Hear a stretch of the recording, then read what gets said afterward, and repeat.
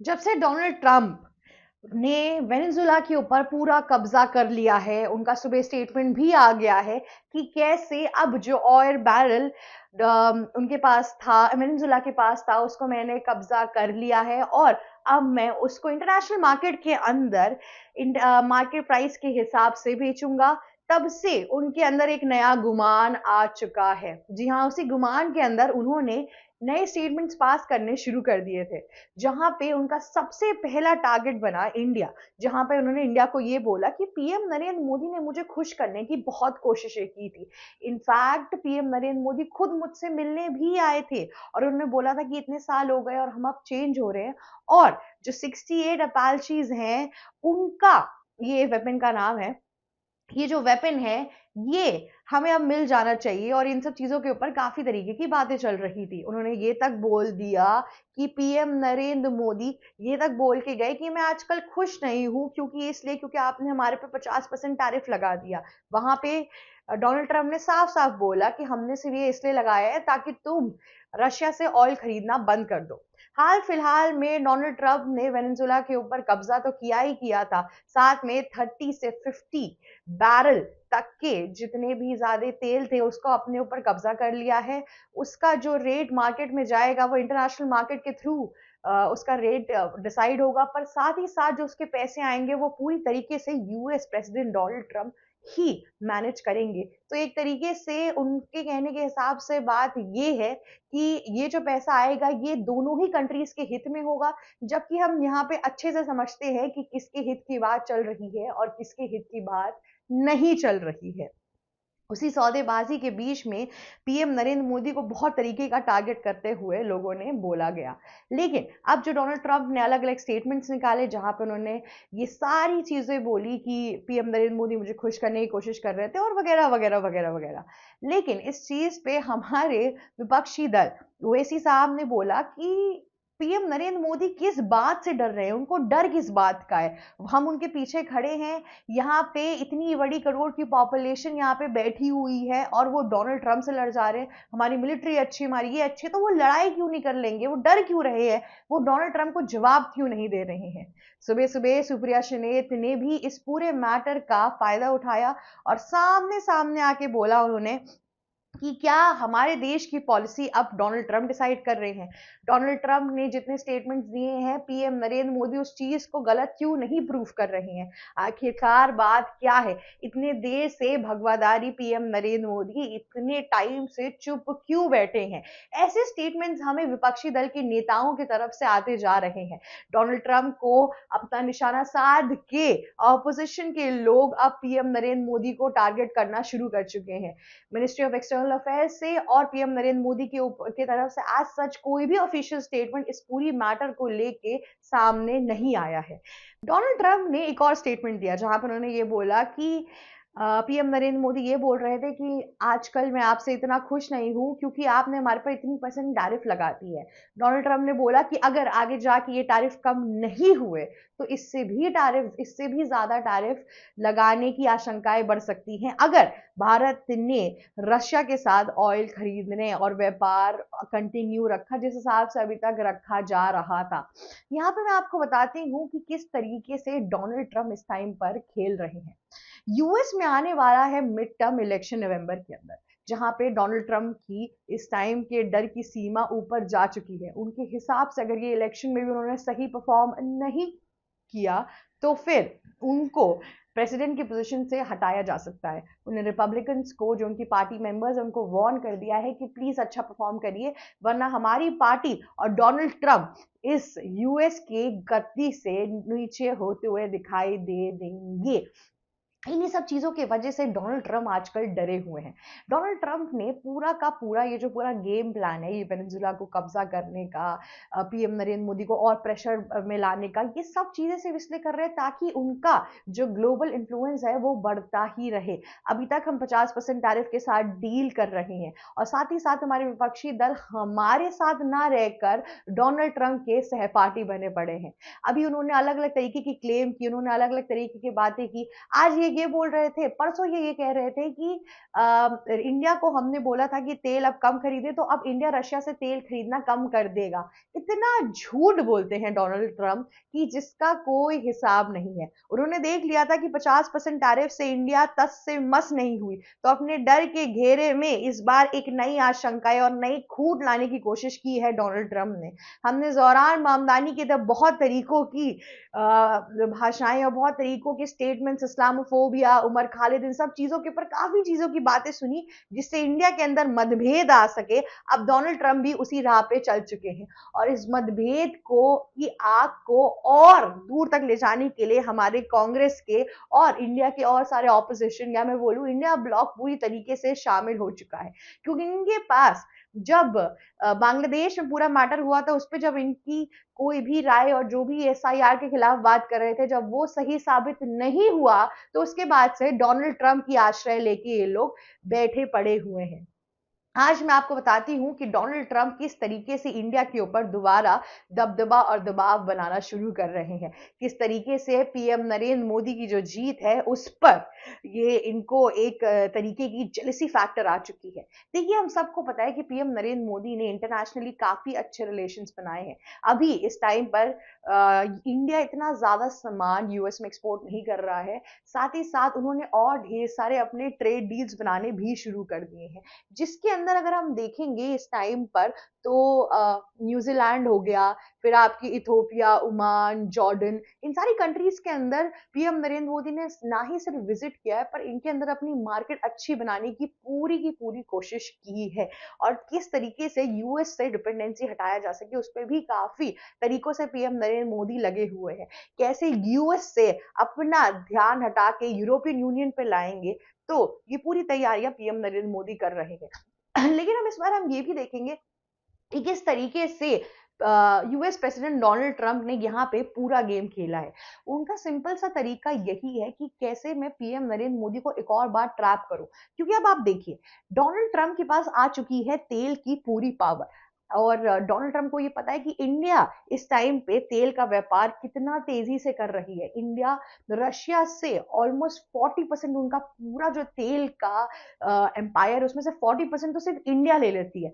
अब Donald Trump यहाँ पे उनको यूक्रेन और रशिया के वॉर से कोई मतलब रह ही नहीं गया है। यहाँ पे उनका चल रहा है नया गेम प्लान, जहां पे वो ये सोच रहे हैं कि कैसे इंडिया को रशिया से हटाकर अब वेनेजुएलन ऑयल के ऊपर लाया जा सके। अब अगर वहां पर इंडिया को लाया गया तो फिर रशिया से उनका जो तेल का व्यापार है ये कम होगा, रशिया पे प्रेशर होगा, और फिर उसके बाद से क्या पता वो वॉर रोक दे और इसकी वजह से नाटो फिर से प्रेसिडेंट डोनाल्ड ट्रंप को एक उच्च दर्जा दे दे, राइट, और फिर से उनकी ग्लोबल डोमिनेंस उनके साथ आ जाए।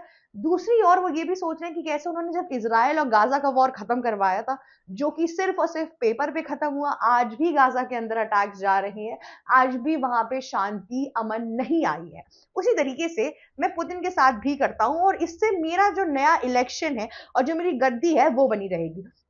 दूसरी ओर वहां पे वो ये प्रॉफिट भी देख रहे हैं कि इस पूरी दुनिया के अंदर बहुत कम ऐसी फैक्ट्रीज हैं जहां पर जो वेनेजुएला का हार्ड ऑयल है वो रिफाइन किया जा सकता है। अगर इंडिया का पूरा कंसंट्रेशन वेनेजुएला के ऑयल के ऊपर आ गया और वहां से वो क्रूड ऑयल खरीदने लगा, तो जो डोनाल्ड ट्रंप है वो ये कोशिश कर सकते हैं कि वहां पे, अब यूएस ने टैरिफ तो लगाया हुआ है, अब इंटरनेशनल मार्केट के हिसाब से अगर आप यूएस से वो सामान लेंगे तो आपको, चलिए तेल अगर आप इंटरनेशनल मार्केट के हिसाब से तेल आपको 20 रुपए का पड़ा, ठीक है, लेकिन अगर आप यूएस से उठाएंगे तो आपको टैरिफ भी तो पड़ेगा 50%, तो वो पूरा का पूरा मैटर 40 रुपए का पड़ जाएगा। इसी ट्रैप में पीएम नरेंद्र मोदी को लाने की पूरी तरीके से कोशिश कर रहे हैं यूएस प्रेसिडेंट डोनाल्ड ट्रंप। इतना ही नहीं, अलग अलग तरीकों से फंसाने की और अलग अलग तरीकों से खूट बनने की कोशिश कर रहे हैं। यूएस प्रेसिडेंट डोनाल्ड ट्रंप की अब एक टेंडेंसी हो गई है, उनको अपनी बातें मनवानी ही नहीं है, उनको बस कब्जा करना है, जैसे उन्होंने वेनेजुएला पे कब्जा किया। जी हाँ, वेनेजुएला वालों ने हाँ कर दी थी कि मैं जो 70% तेल इस टाइम पे चाइना को दे रहा था वो उसे छोड़ के, उसे कम करके यूएस को भी देना शुरू कर दूंगा। पर मार्को रूबियो और डोनाल्ड ट्रंप की मिली भगत थी कि वेनेजुएला के प्रेसिडेंट को बिन बताए रातों रात किडनैप कर लिया गया। और इसी तरीके से ये पीएम नरेंद्र मोदी को भी ट्रैप करने की कोशिश कर रहे हैं कि पीएम नरेंद्र मोदी की गलतियों पे गलतियां सामने ला कर रखा जाए, लोगों को भड़काया जाए, और उनको पता है कि हमारे देश के जो विपक्षी दल हैं वो किस तरीके से इस पूरे मैटर को और आगे लेकर जाएंगे। और इनकी आगे ले जाने की प्रक्रिया में यहाँ पे इंडिया के अंदर होगा एक नया बवाल, और उस बवाल से प्रेसिडेंट डोनाल्ड ट्रंप अपनी झोली भरेंगे और साथ ही साथ यहां पर भी एक इंटरिम गवर्नमेंट लाने की पूरी कोशिश कर रहे हैं। इस टाइम पर डोनाल्ड ट्रंप कब्जे के पूरे मोड में है। हालांकि उन्होंने न्यू ईयर पे सबको पीस की दुहाई दी थी कि अब मैं पीस में बिलीव करता हूं, मैं ये करूंगा वो करूंगा, पर उनके एक्शंस में ऐसा कुछ दिखाई नहीं दे रहा है। उन्होंने वेनेजुएला के बाद से बहुत सी अलग कंट्रीज जैसे मेक्सिको, इन सब लोगों का भी नाम लिया है, और एक यूरोपियन कंट्री भी आई है जिसका नाम है डेनमार्क। उसके बाद से यूरोपियन यूनियन भी इस टाइम पे पूरी तरीके से डोनाल्ड ट्रंप को रोकने की कोशिश कर रहा है, उनको कॉन्ट्रडिक्ट करने की कोशिश कर रहा है, पर डोनाल्ड ट्रंप अपने अंधाधुंध सत्ते की लोह में इतनी तेजी से बढ़ रहे हैं कि उनको कुछ भी समझ नहीं आ रहा है। इस टाइम पे डोनाल्ड ट्रंप ने बोला कि इंडिया ने 68 अपाचे लिया उनसे, जबकि अगर आप फैक्चुअली देखेंगे तो सिर्फ और सिर्फ 28 से 26 अपाचे इंडिया के अंदर लैंड हुई है, जिसमें से मैक्सिमम हमने आपके उसको दे दिया गया है, नेवी को दे दिया गया है, कुछ एयरफोर्स के लिए रखा गया है। तो अब आप समझ रहे हैं ये चीज। अब बताइए, और ना ही कोई ऐसी पेपर या कंसाइनमेंट साइन हुई है जहां पे और अपाचीज का ऑर्डर आया हो, ऐसा कुछ भी नहीं हुआ है। तो आप समझ रहे हैं कि डोनाल्ड ट्रंप के हिसाब से झूठा वादा तब से किए जा रहे हैं। एक तरीके से पीएम नरेंद्र मोदी की भी यहाँ पे गलती है, उनको इस चीज की फैक्ट चेकिंग करनी चाहिए और साथ ही साथ इस पे कुछ ना कुछ बोलना चाहिए, पर उनकी चुप्पी के वजह से इस टाइम पे इंडिया के अंदर लोगों के अंदर एक डाउट पैदा हो रहा है, क्योंकि सुप्रिया श्रीनेत, राहुल गांधी और कांग्रेस के बहुत से जो नेता हैं वो सब एक साथ पीएम नरेंद्र मोदी और बीजेपी की पूरी आइडियोलॉजी पे इस टाइम पर हिट करते जा रहे हैं। एस जयशंकर की चुप्पी पर भी लोगों ने बहुत सवाल उठाए हैं और वेट कर रहे हैं कि कब एक नया आंसर आएगा। इन लोगों को अतिशीघ्र इस चीज का आंसर देना चाहिए, जो कि बहुत इंपॉर्टेंट है, क्योंकि इंडिया की सॉवरेनिटी पर एक सवाल उठ रहा है कि कैसे एक बाहर के प्रेसिडेंट ने अलग अलग क्लेम्स लाए हैं, अब इसमें सच क्या है झूठ क्या है इसको नहीं बोला जा रहा है। और जब तक पीएम नरेंद्र मोदी इस चीज की पुष्टिकरण नहीं रखेंगे, तब तक कांग्रेस के पास ये मौका रहेगा कि किस तरीके से लोगों को भड़काया जा सके। इस टाइम पर पीएम नरेंद्र मोदी को पूरा झांसा में फंसाने की कोशिश कर रहे हैं यूएस प्रेसिडेंट डोनाल्ड ट्रंप। वो ये कोशिश कर रहे हैं कि कैसे इंडिया इतना बड़ा बायर है ऑयल का, उनको वेनेजुएलन तेल की तरफ हम ला सके, साथ ही साथ उनका जो रिश्ता मजबूत बनता जा रहा था रशिया के साथ, उसको खत्म किया जा सके। अब बात रशिया और इंडिया के बीच में सिर्फ तेल की नहीं है, यहाँ पे फाइटर जेट प्लेन्स, वेपन्स और साथ ही साथ टेक्नोलॉजी की भी है, जो रशिया ने वादा किया था इंडिया को देने की। इन सब जो भी चीज इस टाइम पर रशिया प्रोवाइड कर रहा है इंडिया को, उसका बहुत बड़ा मार्केट यूएस के अंदर भी है। यूएस को ये चीज समझ में आ गई है कि अगर रशिया और इंडिया दोस्त बने रह गए तो ये लोग अपनी ही करेंसी में ट्रेड डील करने लगेंगे, जिसकी वजह से डॉलर की जो डिपेंडेंसी है वो धीरे धीरे कम होती जाएगी और यूएस का जो वर्चस्व है वो नीचे गिरता जाएगा। इसीलिए यहाँ पे डोनाल्ड ट्रंप ये सब खेला खेल रहे हैं। इतना ही नहीं, डोनाल्ड ट्रंप ने ये तक सोच लिया है कि कैसे अगर रशिया और इंडिया की ये ट्रेड खत्म होगी, तब फिर इंडिया आर्म सप्लाई के लिए, टेक्नोलॉजी के लिए, एआई के लिए, हर चीज के लिए यूएस की तरफ जाएगी। अब तक क्या होता था, इंडिया और यूएस के बीच में 60% जो एक्सपोर्ट था वो इंडिया करती थी यूएस के तरफ। ठीक है, उस हिसाब से यूएस का हमारी मार्केट के अंदर इतना होल्ड कभी था ही नहीं। यूएस को ये बात बहुत समय से एक तरीके से अंदर ही अंदर काटी जा रही थी। और आपको पता है कि इंडिया के पास इतनी अरबों की पॉपुलेशन है, इतना बड़ा मार्केट है, हर एक कंट्री चाहती चाहती है इंडिया और चाइना को हिट करना। अब चाइना इतनी सेल्फ डिपेंडेंट है और इतनी खुद से ही इतनी चीजें रिप्रोड्यूस करती है कि उनके मार्केट में एंटर करना इतना आसान नहीं है। पर इंडिया के मार्केट में अभी भी बहुत बड़ा गैप है, जिस वजह से ये सारी कंट्रीज एंटर करना चाहती हैं, इन्वेस्ट करना चाहती हैं और फायदा उठाना चाहती है।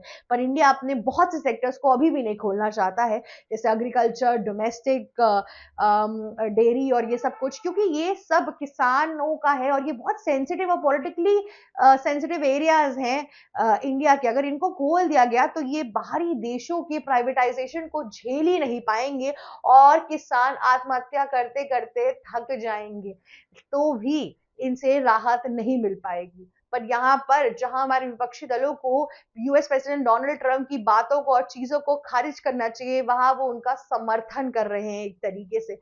इतना ही नहीं, और ये पहली बार नहीं हुआ है। अब जब यूएस इस पूरे मामले में कुछ भी नहीं कर पा रहा है, इंडिया को कब्जा नहीं कर पा रहा है, तब उन्होंने ये सारी स्ट्रैटेजी बनाई है। देखते हैं इसके आगे क्या होता है, और आशा करती हूँ कि हमारे देश के विपक्षी दल इस कठिन घड़ी को समझे और उस हिसाब से रिएक्ट करे। आज के लिए बस इतना ही। अगर आपको ये वीडियो अच्छी लगी तो प्लीज लाइक, शेयर, सब्सक्राइब और कमेंट करना मत भूलिएगा। Thank you so much for watching us. ABC Hindi news, आज ही जुड़िए हर खबर के साथ